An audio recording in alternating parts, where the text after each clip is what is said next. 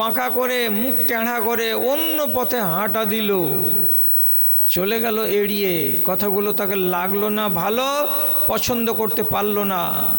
তো যারা কোরআনের আয়াতকে শোনে, বোঝে, তারপরে তাকে পাশ কাটিয়ে চলে যায়, এদের মতো জালিম আল্লাহর দুনিয়াতে আর কেউ নেই।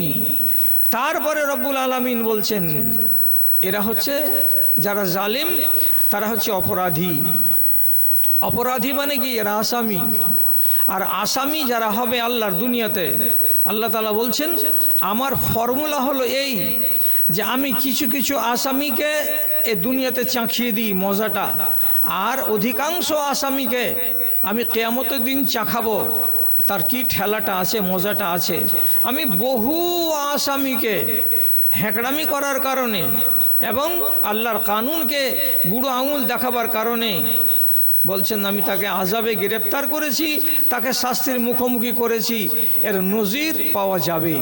আমি আসামিদের, আমি অপরাধীদের শাস্তি দিতে সক্ষম। আমাকে কষ্ট লাগে না, লোকজন ডাকতে হয় না, আমি আমার শুধু ইশারা ইঙ্গিতেই কি করি, আমি জালিমদেরকে সাজা দিয়ে দেই, আমি ছাড়ি না। ভাইজান, তাহলে কি বোঝা গেল?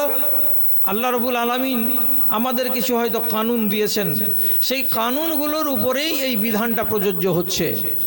আল্লাহর কানুন কি? আমাদের বাড়িতে বাড়িতে রাখা আছে কোরআনে মাজিদ। এটা হচ্ছে আল্লাহর সংবিধান বহি, এটা হলো দস্তুর আমার জীবনের। সেই সাথে সাথে আমার নবী, বিশ্ব নবী রাহমাতুল্লিল আলামিন, তিনি পাক জবানে যেটা বলে গেছেন সেটাও হচ্ছে আমাদের জন্য সংবিধান, এটাও আমাদের জন্য মানা অনিবার্য। তাহলে কোরআন এবং হাদিসটাই হচ্ছে আল্লাহ রাব্বুল আলামিনের দেয়া আমাদের কাছে বিধিবিধান। এই অনুযায়ী যারা চলে তারা ভালো মানুষ, তারা আল্লাহর প্রিয়। কেন?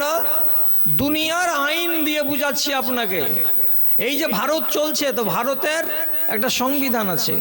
যারা সংবিধানকে মেনে চলে তারা ভদ্র নাগরিক, তারা সভ্য নাগরিক, তারা এই দেশে বসবাস করতে পারবে স্বাধীনতার সাথে, তারা সম্মানীয়। এটা তো ভারতের সংবিধানকে মানলেন বলে সভ্য নাগরিক হলেন। আল্লাহর সংবিধানকে যদি কেউ মেনে চলে, তো ভারতের মানতে গেলে যেটা সভ্য নাগরিক হয়, আল্লাহর সংবিধানকে যদি তারা কেউ মেনে চলতে পারে তো সেটা সভ্য কথাটা নয়, তারা কি হয়?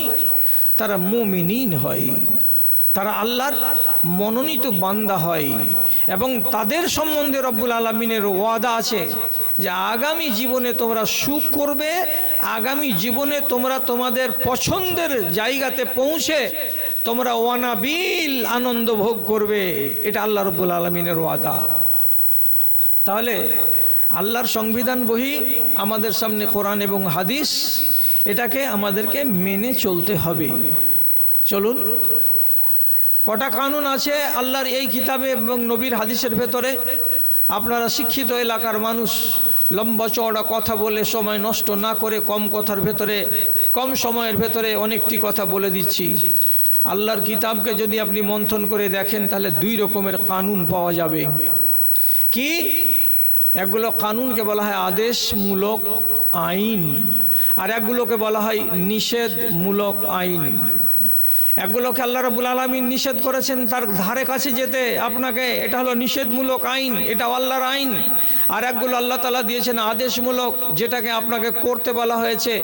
আপনি সর্বান্তক্রমে যত কষ্ট হোক না কেন এই আইনকে মেনে চলতে হবে, আপনি করবেন। যেগুলো করার কথা বলা হয়েছে সেগুলোকে যদি ছেড়ে দেন তো আপনি আসামি। যেগুলোকে আপনাকে ছেড়ে দিতে বলা হয়েছে সেগুলোকে যদি আপনি ধরে নেন তাহলে আপনি আসামি। কথাটা বুঝতে পারলেন? হয়তো কথাটা ঠিকঠাক হয়তো বুঝতে পেরেছেন। ওয়ালাইকুম সালাম। শেষ দেখছি, বলছি।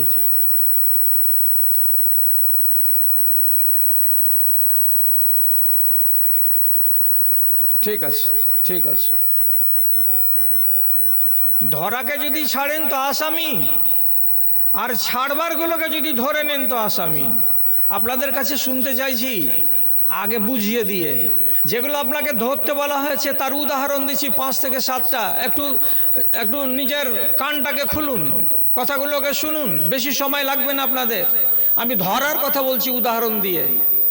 নামাজ পড়ো, রোজা রাখো, হজ করো, জাকাত দাও, সত্য কথা বলো, হালাল রুজি খাও, পর্দার সঙ্গে থাকো, 7টা দিলাম।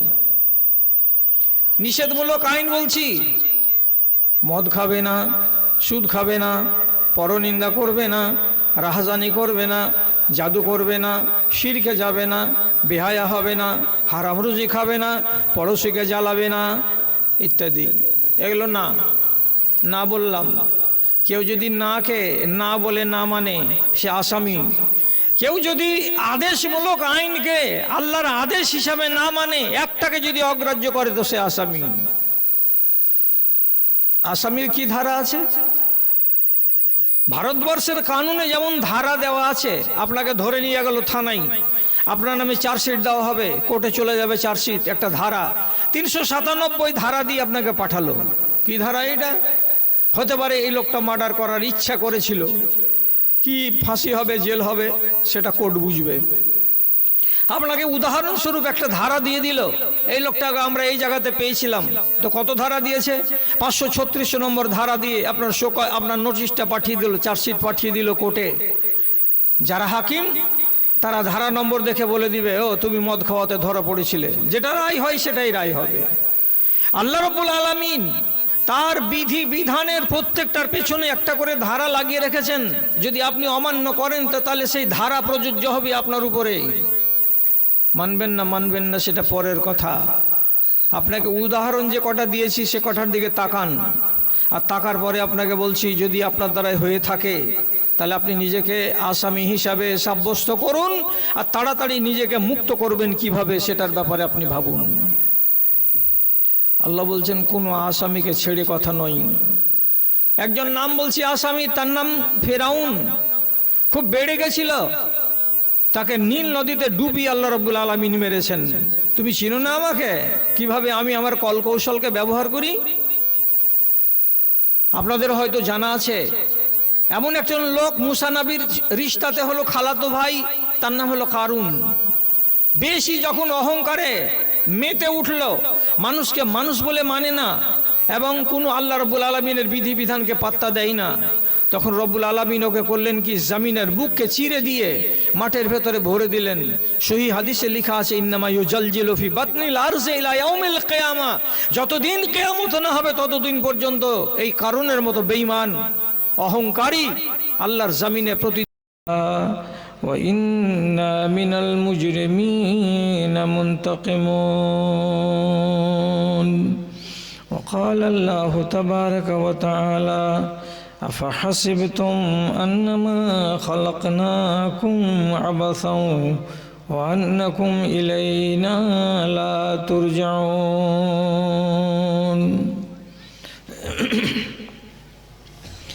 সুখে কিংবা দুঃখে প্রভু যখন যেমন থাকি, এই মোনাজাত করি খোদা তোমায় মনে রাখি, আমি তোমায় মনে রাখি।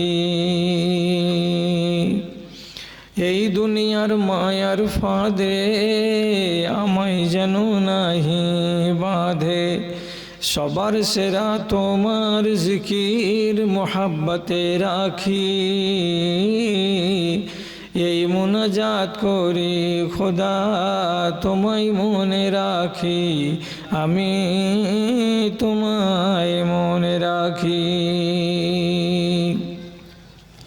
কুল মখলুকাতের মানব জাতি আশার মোহজাল,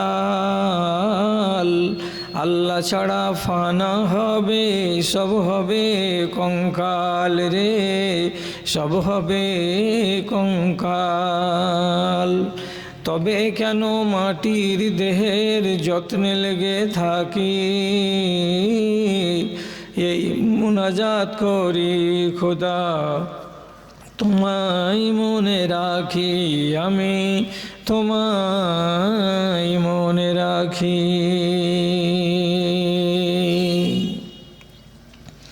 শ্রদ্ধেয় সভাপতি সাহেব, সমবেত এই গ্রামের এই প্রান্ত ও প্রান্ত থেকে তথা দূর দিগন্ত থেকে ইমানি জজবাকে সাথে নিয়ে এবং দিনের দরদকে বুকে নিয়ে উপস্থিত বিভিন্ন শ্রেণীর ছোট বড়, ধনী গরিব, শিক্ষিত অশিক্ষিত আমার প্রাণের ভাই ও বন্ধুগণ তথা মজলিসের এক পার্শ্বে স্ক্রিনের সামনে শান্তশিষ্টভাবে বসে থাকা আমার আদরের মাতা ও ভগ্নীগণ, আমি আল্লাহ রাব্বুল আলামিনের অন্তরের অন্তরস্থল থেকে শুকরগুজারি করছি যে আপনাদের এই এলাকায় ঠিক আপনি তো সৌভাগ্যবান মানুষ যে এত দূর পর্যন্ত এসেছেন দিনের ডাকে।